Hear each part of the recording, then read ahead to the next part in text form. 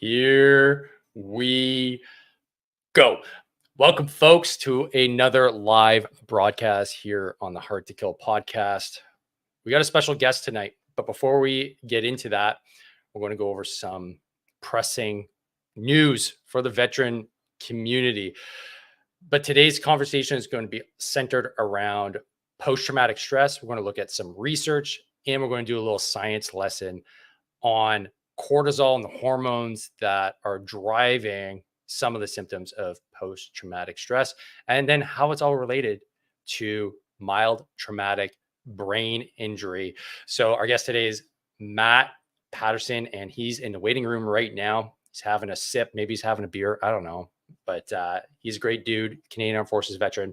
But without further ado, let's look at some of the stuff that's going on in the Canadian veteran landscape. If this is your first time tuning in, drop a comment, type in recruit or noob. Let's go with recruit this time. It's your first time. If you are a two-time plus attendee of the lives, put in veteran in the comments. So first off, we're going to look at the TAC Athlete Challenge. So this is something that I'll be participating in on June 1st. Sean is putting it on in Brockville. So it's all sold out. It's the first time he's running it. It's 100% sold out. It's an athletic challenge that hopes to bring together the community. You don't need any technical skills, which is why I really like it.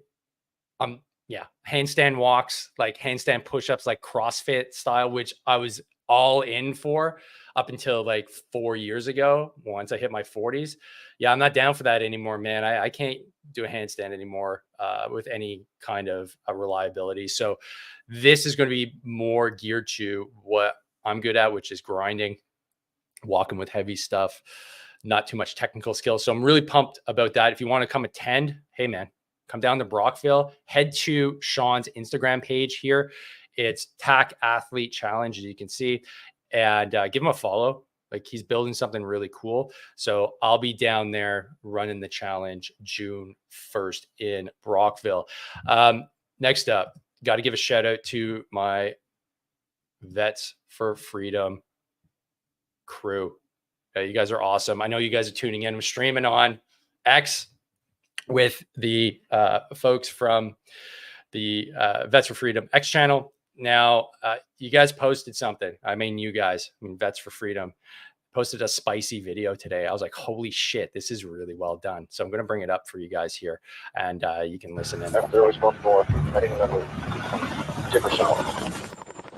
If you're surprised by what's going on in society, it means that your model. All right, so as we see here, we got an event going on. Your core assumptions are wrong. 15th right? And that means that you're not prepared for whatever's coming in the future. We got some really good B-roll here. And well done, we have guys. a lot of people in society that are surprised by what's unfortunately, happening. I won't be able to make it because on the the other side of the baseline country, assumptions but, on human nature, they're selling the way tickets, society works, the way government works, and all that sort of stuff, it's a fundraiser. they're just wrong. So we have seen what happens in good countries. We've seen what happens in bad countries. So right now, we see a lot of bad things happening in Canada. So we're trying to send up a warning. Many believes there is ample evidence that Canada is the target of significant and sustained go check it out. Foreign interference activities. Liberal and Conservative MPs sparred Tuesday over bombshell allegations of Chinese interference. So, a troubling new report from the RCMP tonight. It's investigating claims of criminal activity at so-called police stations allegedly set up by China. The link is here. I can also post it on a controversial procurement contract. It's between the RCMP and Sinclair Technologies, a communications company that is partly owned by China.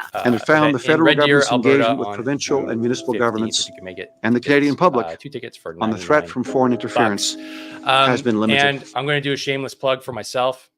And your everyday. So if you haven't checked out my newest group, this is the Veterans Getting Fit AF School.com community. This is where I am spending the majority of my days, Monday to Friday, helping fellow veterans get fitter and harder to kill.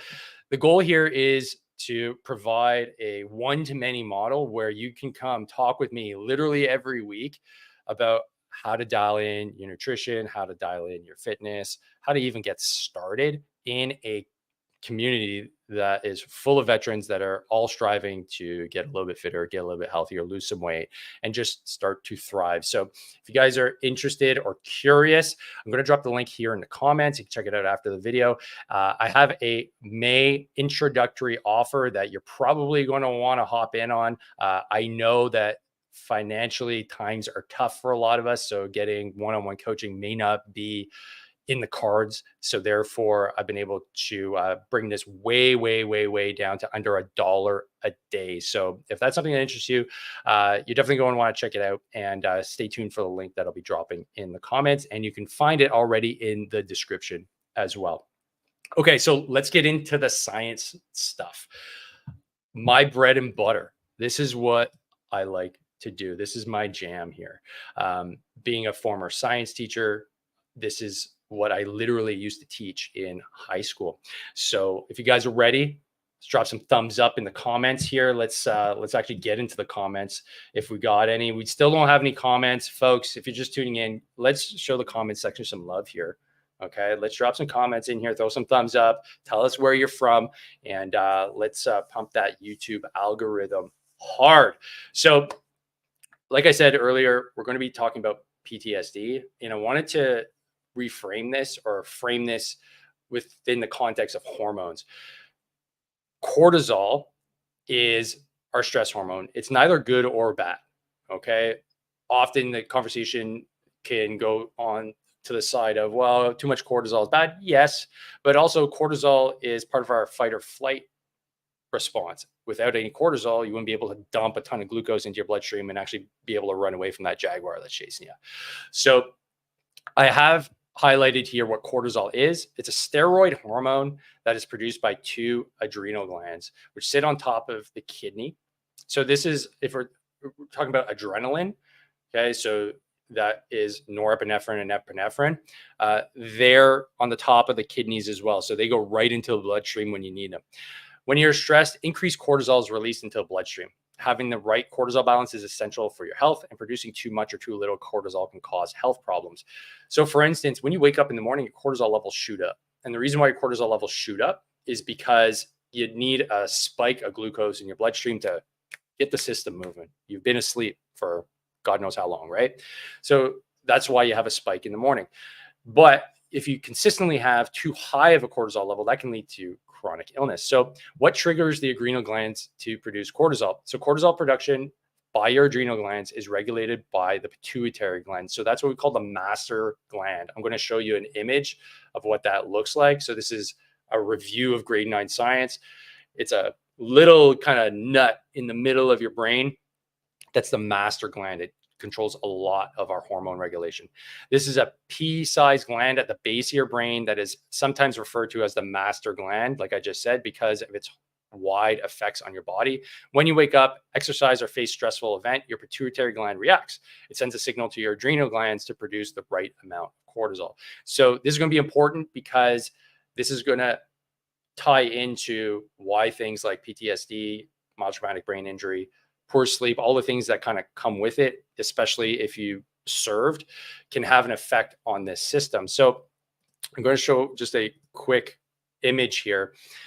This is the hypothalamus, and then we were just talking about the pituitary and adrenal glands. So this forms what we call an axis. So the hypothalamus is in your brain. This sends signals to your pituitary. The thing that's interesting about the hypothalamus is it's very sensitive to sleep. If you have crap sleep, this is going to affect the ability to send signals to the pituitary. And as we just learned, if the pituitary is not firing well, then it's not going to be firing appropriately for the kidneys and the adrenal gland on top of the kidneys. So now we can see where dysregulation can come in. Now, we're not going to get too deep into this because we're going to move on. We're going to get Matt involved in the conversation.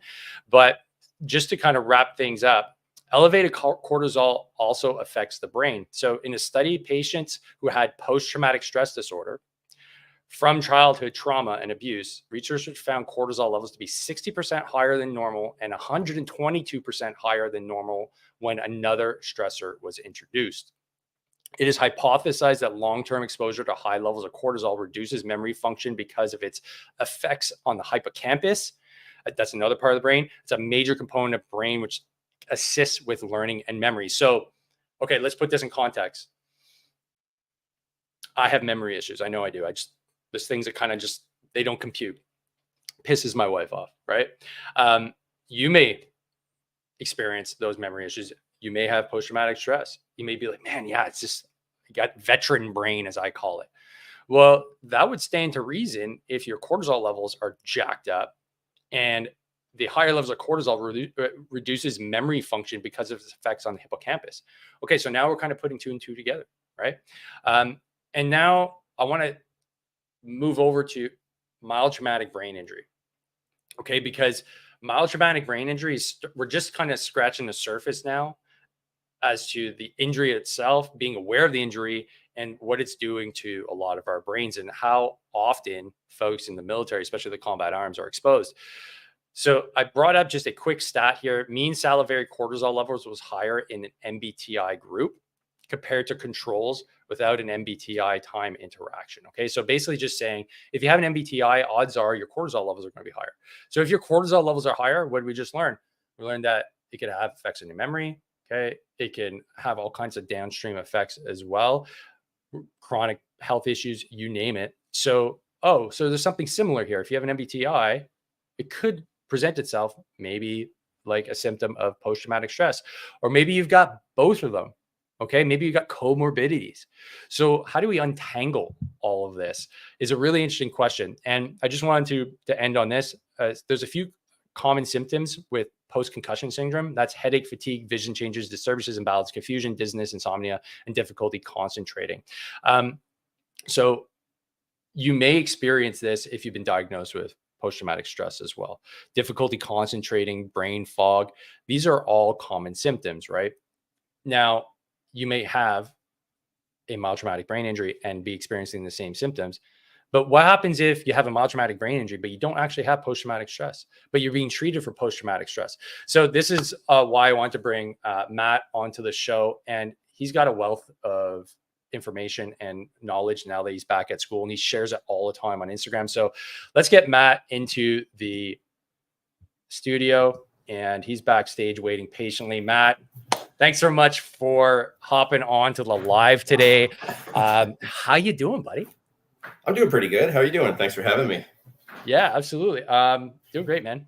Doing really good. This is turning into like a Friday night tradition.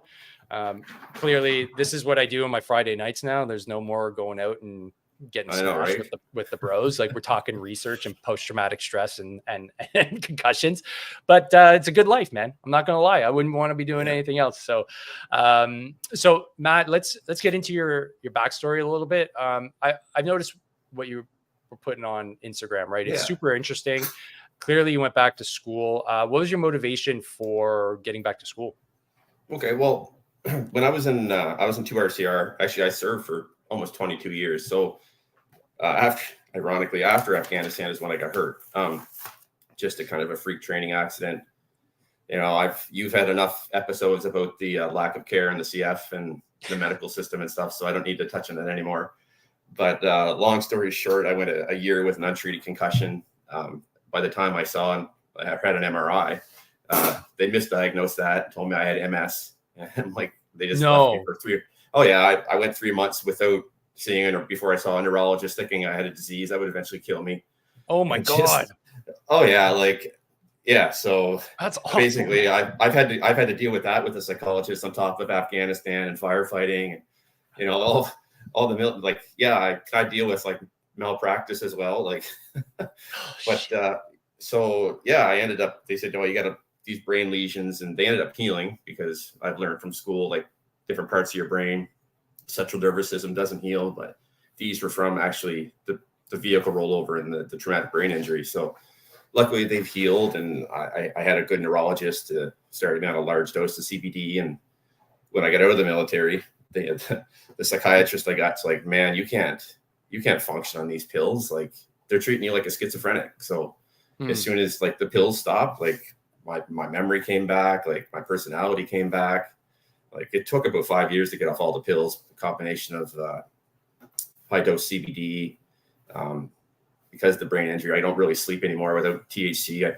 I hate saying it because I know how that kind of sounds, especially the skeptics of cannabis as a medication. But like even like I've tried sleeping pills and melatonin, like the THC is the only thing that really works. And the ketamine talk therapy there are the big ones that really helped me. And originally, VAC paid for me to become a personal trainer. So I had to lose weight. I had to lose weight anyways. So from all the pills, I was almost 300 pounds thanks to all the pills I was on. So holy shit, really? Yeah. Oh yeah. Yeah. I almost wait. Time out. How long ago was this? That was probably 2017. Like I got a picture. I'll send it to you someday. It's like I got an extra large battalion t-shirt on that I used to wear when I powerlifted, and my guts hanging out the bottom of it. Like it's ridiculous, man. So yeah, I was like, well, I know all this stuff, so I may as well, I'll do this. And so I started exercising as I was learning and dropped the weight and got back in shape. And then just where I was living in Nova Scotia, no one really wanted to use a personal trainer. So I went and did the health coaching course through International Sports Science Association. And that had a lot of psychological components, like running like helping with CBT classes and like the personality assessments and things like that. And so it's like, I really like this. So I messaged back. I said, what do I have to do for you to go back to university? And they said, oh, it's just a formal plan. And yeah, for the only thing for them that's really simple. And I just filled it out, what I want to do. And I had to do a high school upgrade, and because I didn't have grade 12 math, and they even paid for that. And kind of the rest is history. I'm going into my third year of psychology this year, and here in Acadia and Wolfville. And yeah, everything's great. And is it you're at the bachelor's level now, or you're at the master's level? No, I'm at the bachelor level right now. I'm probably gonna do my master's in occupational therapy instead. Right. Okay. Yeah. You're telling me that offline. Yeah. That's probably your next path. Yeah. Initially, I wanted to do clinical, and like I'm really interested in clinical, and I know how important it is to have a trauma informed therapist, but I'm not a suit and tie office guy. Like I've been banging my head about this for 2 years now, and I'm like, I just can't see myself sitting in an office. But with occupational therapy, I can get out, get people moving. Like I can bring my personal training stuff back into it. Like it's just it's more me, right? Yeah. Very cool. So Matt, let's get into some of the research that you've come across, because like I've seen you post about things about like the gut brain connection and PTSD. Oh yeah, like I've seen you post a whole bunch of really cool stuff. So I'll leave the floor to you. Like what's kind of the thing that you want to chat about in terms of like what you've come across and what could really benefit the community? I think the big thing with me is like I did a PTSD kind of, I think I sent it to you in a PDF. It was like an outreach project just for veterans, and it ended up being like 20 pages long. And my prof was like, "Why'd you make this so long?" It's like, this is everything I wish I knew when I got out of the military. Yeah. Like I didn't know like all this stuff. I didn't know about educational benefits. I didn't know about all this and that. Like I actually learned through marijuana for trauma. Like they were like the OG medical cannabis back in the day, right? And I sat down with Fabian and Bob Rock and those guys and Clint Mainville, and they Corey Pike, and they sorted me out. Like, this is what you need. These are all the forms you have to fill out. Your wife's going to be taken care of. Like, you'll be good to go. Right. Like I'm one of the lucky ones. I didn't go without pension. Like I never went with any income when I released in 2016. Like I got really lucky. So it was cannabis. Like I grew up with my grandparents. I grew up very Baptist, like cannabis, the devil's lettuce, the chaos cabbage, whatever you want to call it. Right. And it's just at the time it's like, no good comes from that stuff. And then I'm like, there's my neurologist that originally suggested it, because the base had tried me on like nortriptyline, amitriptyline, gabapentin, like migraine medications, like the pills weren't working. And he's like, well, how about you try cannabis, like CBD? And I had no idea what CBD was, like cannabidiol. Like, I don't know what this stuff is. Like, does it get you high? No. What's it do? Well, it treats pain. Well, how? Well, he's obviously not going to explain, neurotransmitters and how it drives down glutamate and brings up GABA and all this stuff to like an infantry guy. But like, I, through school and kind of at a bachelor's level, I have to keep it low risk, right? So I can't really get into like CBD experiments and stuff. But I have access to peer-reviewed libraries, so I just been doing my own research and following a lot of good people on Instagram. Like there's a lot of like master's levels and doctors and stuff to actually do this research as well, like the cannabis, the psychedelics, and like I hate that they call it MAPS, the Multidisciplinary Association for Psychedelic Sciences, but unfortunately that's also another term, but I don't know if I'm not going to get into that. You know what I'm talking about. But I just want to clear that up with the people listening. But like, yeah, so psychedelics is a big one for me. So I've used the microdosing with mushrooms. That helped a lot getting over the kind of the jitters of the first year. Like my intro psych class was 200 people. And just, you know, I was like going back to school. I was like, no, my PTSD is good. Like it's in remission. I'm good to go. And I got to this class and I sat the first seat closest to the door in the front row. Like just so I could be like that out the door if I had to. And I'm like, oh shit, maybe I'm not as good as I thought I was. But you know, eventually it just, I don't know, kind of became my thing. I just sat in the front row. The professors knew me, kind of like Sheldon, I guess, from The Big Bang Theory. Like that's my seat. Like I imagine my seat. You're the only like 40-something-year-old dude. Oh yeah. Like in a Psych 101 class. Like, are you supposed to be like teaching right now? It's like I ran into a friend of mine and I had a psych department hat on. And she's like, "Oh, are you a professor?" And I was like, "No, I'm only going in my second year." Like, that's awesome. Don't let the beard fool you, but. Yeah. Well, I mean, that must have like just that experience alone. You know, something that I went through that was somewhat similar. I decided to go do my master's when I got back because I was kind of lost, right? I didn't really know what I was doing.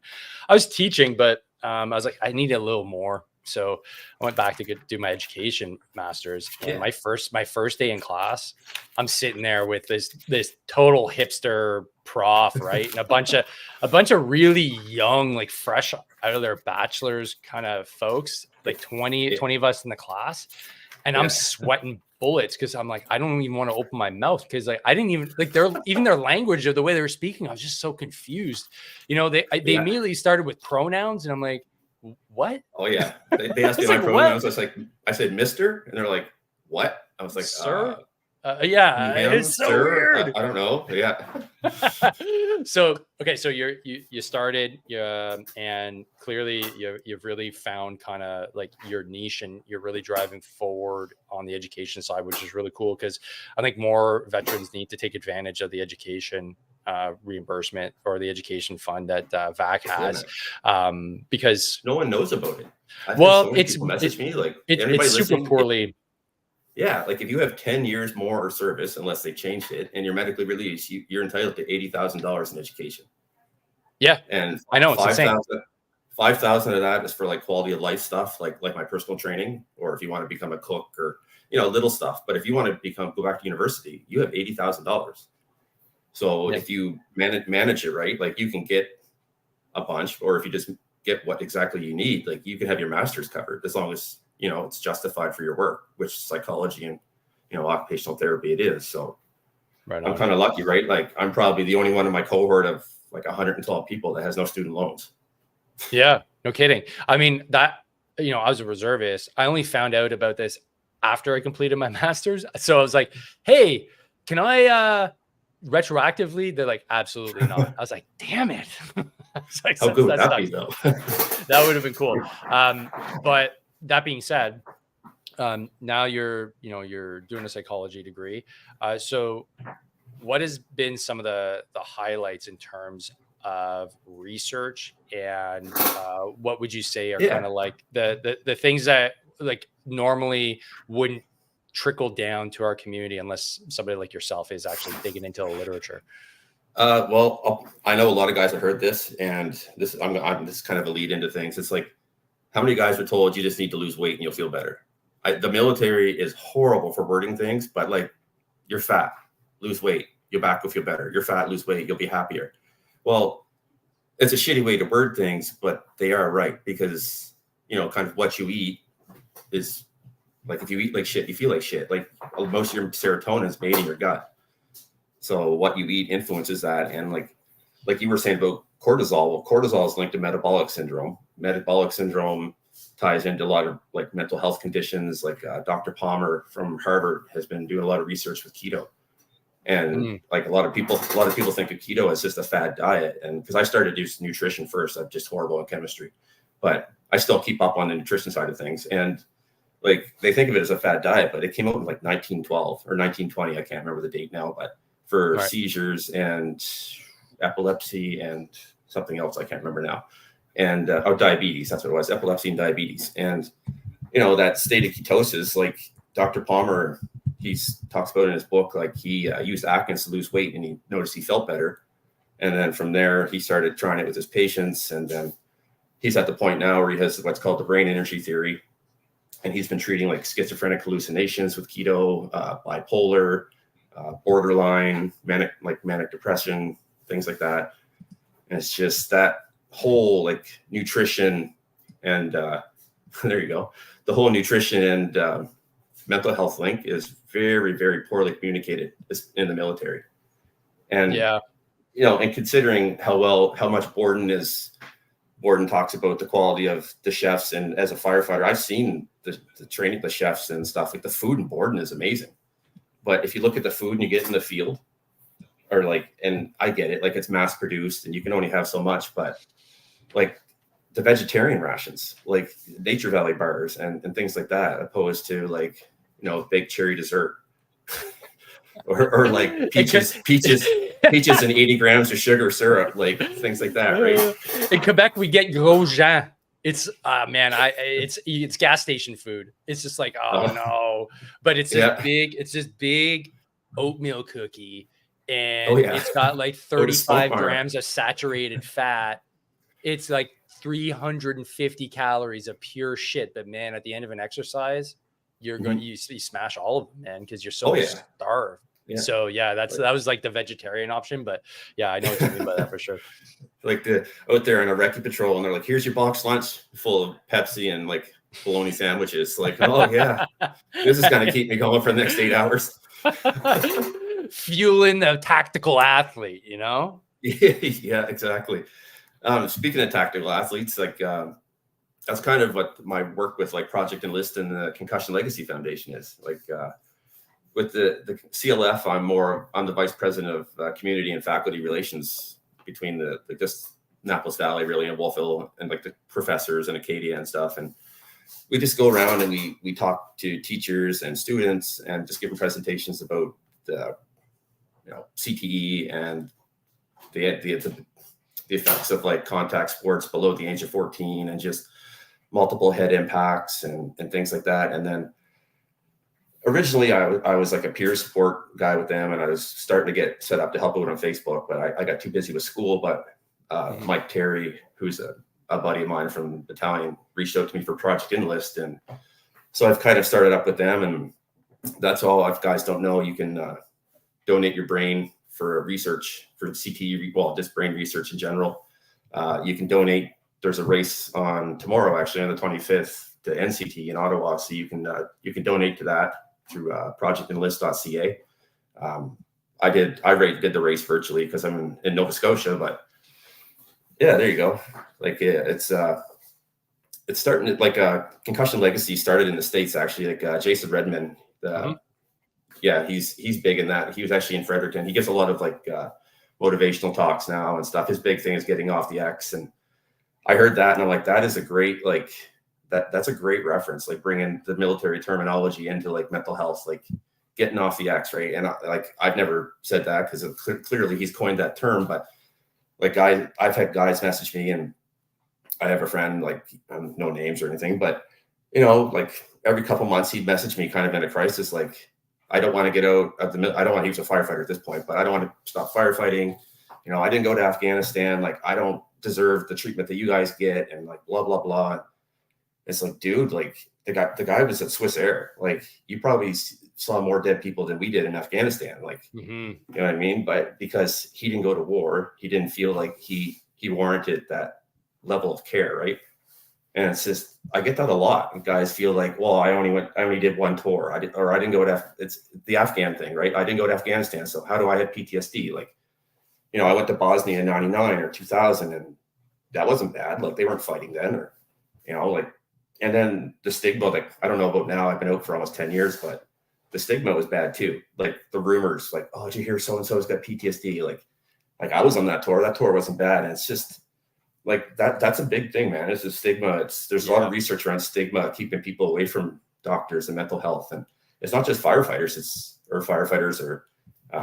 that's kind of where my research has been going, but like the military in general, it's civilians, it's everybody, right? Like there you go. I wanted to get to the conference in Fredericton, but I couldn't make it. But I actually found some research on the project I did, and just the way Hollywood portrays like veterans, as drunk, or addicted to drugs, or homeless, or just but in the 1% bike clubs, or just wanted to beat everybody up because they got mad. And it's just, that's keeping people from admitting that they need help, right? And precisely. Like, I'm glad Canada's not at that 22 a day, but I mean, by the sounds of it, it's getting close. Yeah, well, I mean, and it's it's the scale, right? Like we're significantly smaller in terms of numbers, so it's still bad, either any way you slice it, right? And I think it's even worse because I think we do such a poor job of monitoring, and our stats here are just atrocious. We have nothing in terms of health related statistics compared to the Americans. Like all my stats that I use for veteran health are all American. We have we have the last study here, but okay, great. That was a long-term study on veterans, but granted, like what else is there? Because I go to the Simver conference, right? And it's cool to see that there's actually a journal, but they're missing the mark on so many things in terms of, nutrition, obesity, mental health, MTBIs. Like there's nobody doing that research in enough volume to actually get a understanding of what's going on. Yeah, exactly. And it's like that was actually the big thing that it was one of my professors that he mentioned, because I took some kinesiology classes, and he's like, I took sports psych, and he's like, what do you hope to get from this? I was like, well, I just want to be kind of a well-rounded clinician.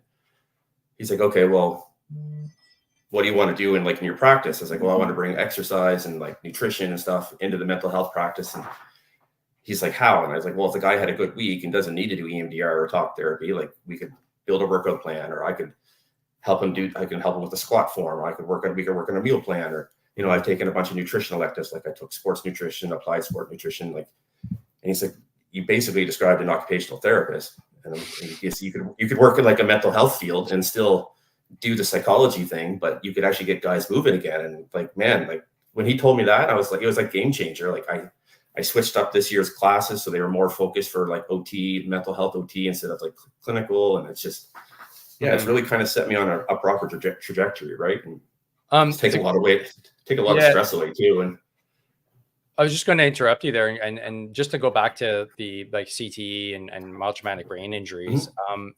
Do you know roughly like what's the scope of the problem in, let's say, the Canadian Armed Forces? Like, do we know how many military members are exposed?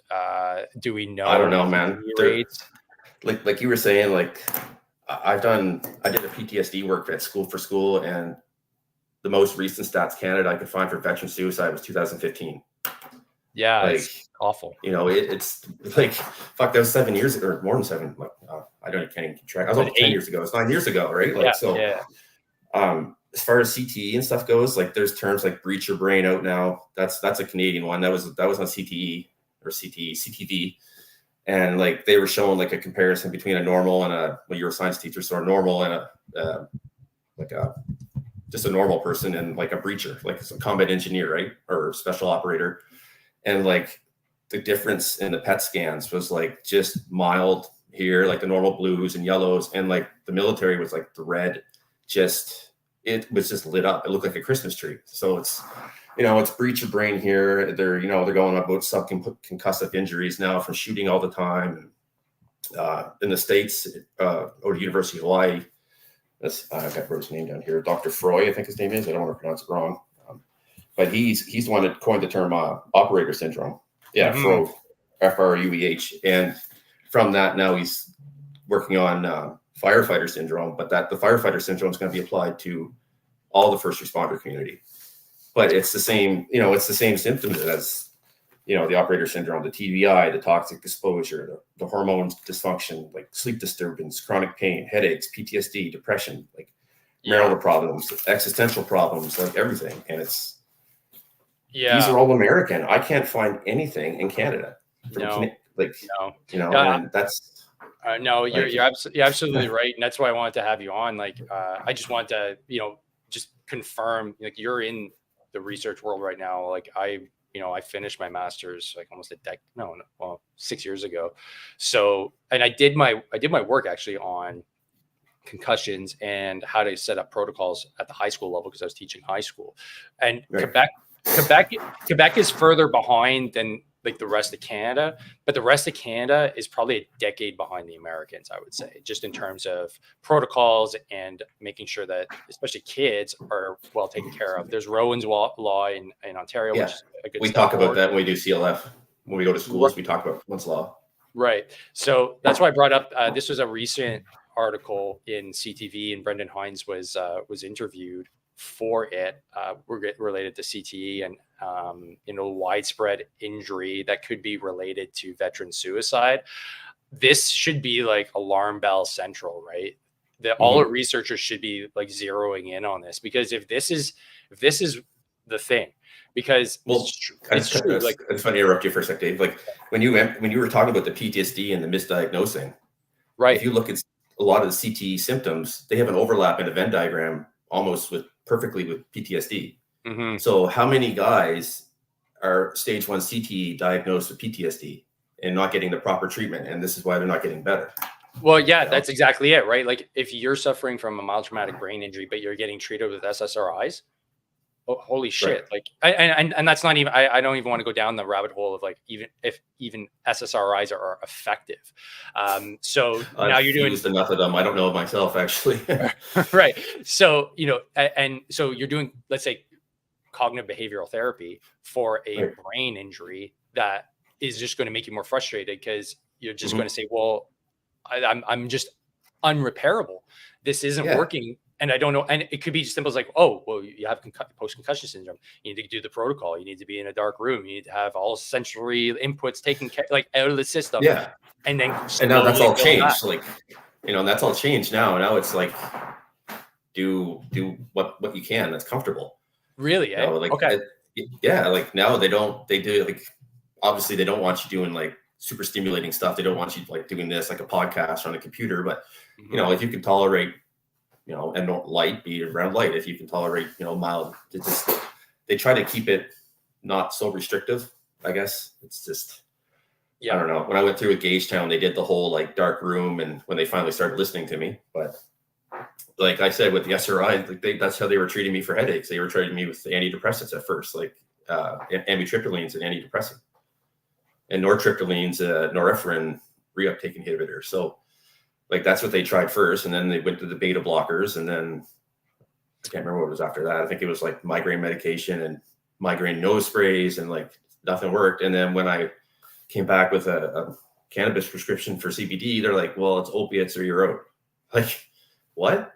Wow. Like, yeah, that's so freaking wild. Like, you need to take these, like, these highly addictive drugs, because this is our protocol. Yeah. Even though there's potentially something that's a lot less harmful and could potentially have a much higher return on investment, so to speak, that you could actually get better. But it's because it's not part of our protocol, we're not even going to entertain it. That's something that Tim Jensen talks about. He's the president or CEO of Grunt Style. He does a great podcast, but he also is very well spoken on getting out of the merry-go-round of drugs that they put veterans on, where it's like, oh, like you just explained it. Okay, SSRIs, no, beta blockers, no. And it's just like, wait, hold on a sec.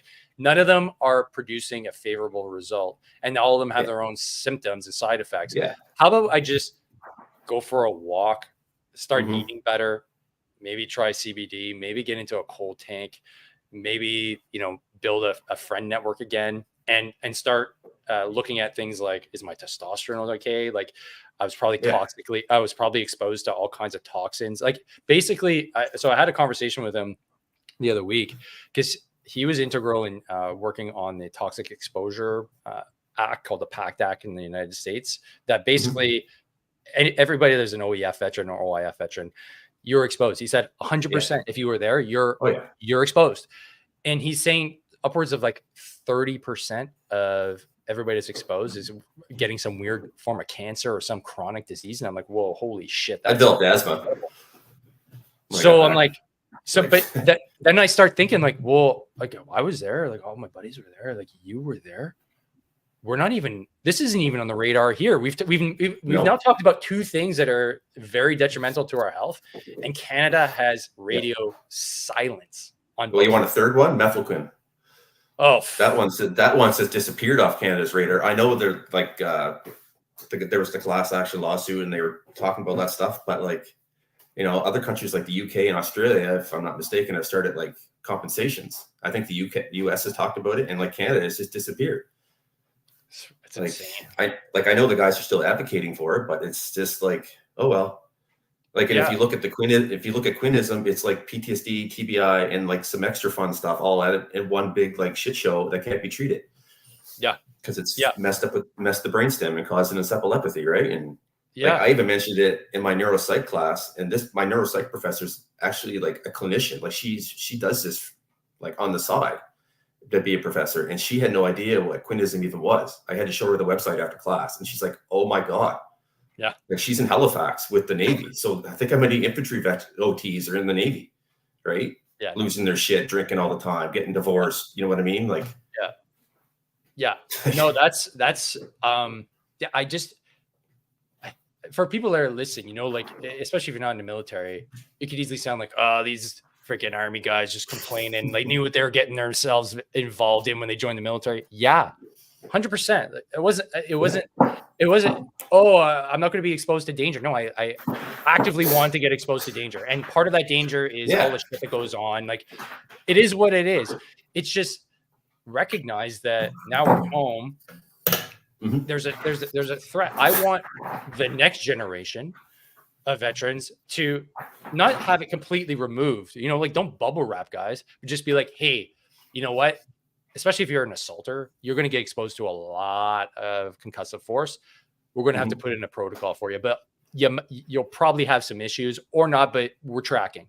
And if you go over to a place like Afghanistan or Iraq, wherever, where you're burning garbage and televisions, you're going to be exposed to some heavy metals, man. We know this. So like we went to Haiti. When I went to Haiti in 2004, I wasn't there when this happened, but one of the guys fell in a manhole. Like, they used to take the manholes off when it rained, and he fell in the sewer. Like, you want to talk about exposure? Oh no, like, that's gross. Like that, like, man, like, and it's funny because the Dominicans on the same island. Like, I don't know what happened, but yeah, like, that was like, it wasn't a bad tour, but it was a long tour. Like, it was just a hot, dirty, long tour. Yeah. So Matt, this was very insightful. So just to recap, we've got 3 hot ticket items that some researchers need to grab onto for not only if you want to throw another one in there. Yeah. Obesity in the CF's getting pretty bad too. If you want to throw in mental health and metabolic syndrome and insulin resistance. Okay. So I was at I mentioned earlier that I was at the CIMVER conference, right? So that is the Canadian Institute for Military and Veteran Health. So I subscribe to their journal, and I like the articles in there. It's a good start because we need that here in Canada for sure. But the presentations, one of them was on the effectiveness of stomach stapling, bariatric surgery for members of the Canadian Armed Forces. And I was like, hey, how does this jive with the universality of service? How can somebody be deemed like deployable if your stomach is what, a quarter of the size of a normal stomach? What if you're in a shitty situation? How is it that we've gotten so far that we can't be like, you're obese, you can't be obese? Don't you remember fat camps? Well, do you remember at St. John, or not St. John, but in Borden? Of course, it was in St. John too. It was in St. John. Oh, was it? Okay. Yeah. Of course. Yeah, I was on Borden in my firefighter 3s, and we're just like, what is that? Like, man, like the PSP were just beasting them. Like, that's all they did was PT all day. They just did like 3. They did like 3 days. Yeah, one of my good buddies, that's what he was doing in St. John. I go visit him, and like they had the kids. I call them kids. They're soldiers. They had like a different kind of uniform for them with like a bush cap and like different PT gear. And I was just like, what is this, man? He's like, that's fat camp. I was like, oh boy. But when you're in and you're in a battalion, or what, there should be no, it boggles my mind that we can let our own soldiers that require fitness as part of their job get so overweight that they need to get bariatric surgery. Like the impetus is on the calf to make sure that gets sorted before it gets that bad. We have standards for a reason. So okay. So 4 things. So we got toxic exposure, TBI, mefloquine exposure, and obesity. Obesity one is probably the easiest, I say easiest, quote unquote, to tackle. And then I'd say making sure that we have protocols, concussion protocols, just across the board aware that, hey, even like the reservists that go out and fire the 82 for a weekend or do a Claymore range, like then we got to go back to work and we might be like, that weird kind of cotton head feeling like, am I okay? It's like, yeah, I'm fine. That, right. You need some time to come down from that. Or you can be even jumping, who knows? So that's what I was going to say. Like was it Queen's Own Rifles have a jump company. So you guys, you thunder in on a Sunday and then you're in the office on a Monday, not be able to stay awake. Like, what's going on with me? Like, it's like, oh man, I guess a really bad headache. It's fine. I'll have some more coffee. I'll be good to go. And then reserve units are terrible at following up and making sure that, there's a standard of care, even worse than the Reg Force. So these are all things that clearly need addressing. So the next Minister of Veterans Affairs and Minister of National Defense, I'm sure they're listening right now.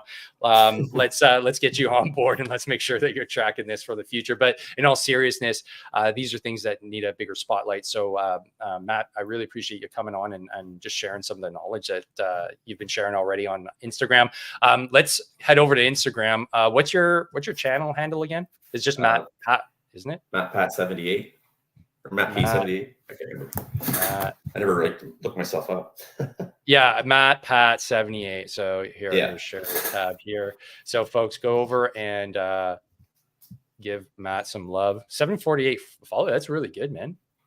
That's really good. Like I'm just over 1,000, and obviously you're putting out better content than I am. So well done, sir. But the memes are what get people, man. I gotta get into the meme game, I think.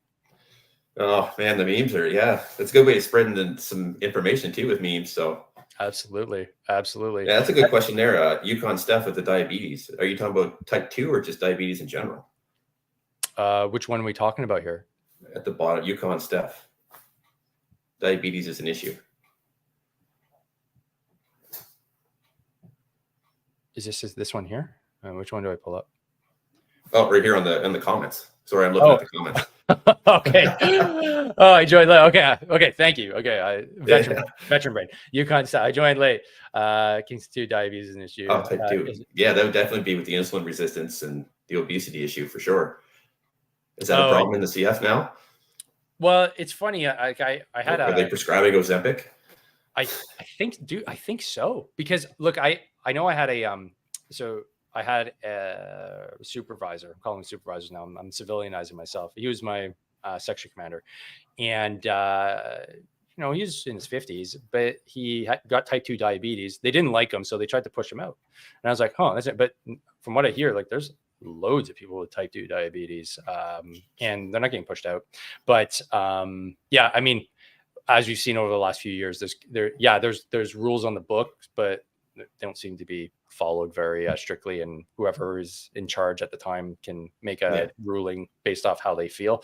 So and Yukon Steph, thanks so much for commenting. And we didn't get into the issues. Now the shot, that's a whole other podcast that I'll get into with Catherine Christensen, and something that I don't want my YouTube channel getting crushed for, because as soon as you start talking about that stuff, the powers that be come and start shutting you down. So I'll stay away from that from now. But Matt, I just want to thank you for sharing your knowledge again. And man, you're always welcome to share any new insights that you find during your time in school, man. So that's it. Hope you had fun. Awesome. Yeah, I did. Thanks a lot. Cool. And folks, don't forget liking, commenting, sharing, hitting the bell notification here. It goes a really long way. And if you haven't subscribed yet, please do. This is the only, I'm going to throw that out there, podcast that deals with veteran related health and fitness issues exclusively. So this is where you're going to find all the juicy details and learn about the newest, latest research, and also find some cool workouts in the process. So definitely want to hit that subscribe button, and I appreciate you guys for tuning in. If you're watching this on the replay, go back, go check out a whole bunch of other episodes, and make sure to share with Buddy. That's it for me. Don't forget, train hard, fight easy. See you on the next one. Peace.